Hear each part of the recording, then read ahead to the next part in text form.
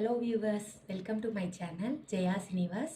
இன்றைக்கி நம்ம பார்க்குறது ஒரு இன்ட்ரெஸ்டிங்கான சேட் ஐட்டம் தான். உங்களுக்கு எல்லாருக்கும் பிடிச்ச பேல்பூரி.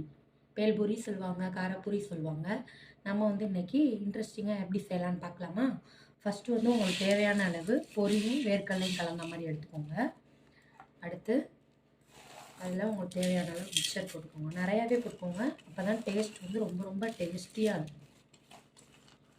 நல்லா டேஸ்ட்டாக கிறிஸ்பியாக இருக்கும். உங்களுக்கு தேவையான அளவு வேர்க்கடலை போட்டுக்கோங்க. அடுத்து தேவையான அளவு கேரட் போட்டுக்கோங்க. கேரட், ஒரு கொஞ்சமாக தக்காளி டேஸ்ட்டுக்காக போட்டுக்கோங்க.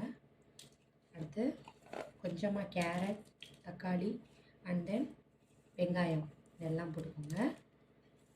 போட்டுட்டு கொஞ்சமாக பிஞ்சளவுக்கு லைட்டாக மஞ்சள்தூள் போட்டுக்கோங்க. உங்களுக்கு கொஞ்சம் காரமாக பிடிக்கும் அப்படின்னு சொன்னால் நீங்கள் கொஞ்சமாக மிளகாத்தூள் போட்டுக்கலாம். இன்றைக்கி நான் வந்து காரமாக போடலை, சின்ன பிள்ளைங்க சாப்பிட்றதுனால. அப்புறமா கொஞ்சமாக உப்பு, கொஞ்சமாக, ரொம்ப வேணாம், லைட்டாக போட்டுக்கோங்க. போட்டுட்டு அதுக்கப்புறம் உங்களுக்கு தேவையான அளவு தேங்காய் எண்ணெய் ஊற்றிக்கோங்க. இது குக்கிங் ஆயில் தான், அப்படின்னா அப்போ தான் டேஸ்ட் ரொம்ப ரொம்ப நல்லாயிருக்கும். இது நிறையாவே போட்டுக்கோங்க. எண்ணெய் போட்டுட்டு கையை வச்சு நல்லா மிக்ஸ் பண்ணி நல்லா மிக்ஸ் கொடுத்துருங்க. ரொம்ப ரொம்ப டேஸ்டியாக இருக்குங்க. வீட்டில் பொரி மட்டும் இருந்தால் போதும். இப்போ எல்லாமே நம்ம வீட்டில் இருக்கக்கூடிய பொருள் தான், அதை வச்சே நம்ம பண்ணிடலாம். தேங்காய் எண்ணெய் வந்து வாசனையும் சரி டேஸ்ட்டும் வந்து ரொம்ப உங்களுக்கு என்ஹான்ஸ் பண்ணி கொடுக்கும்.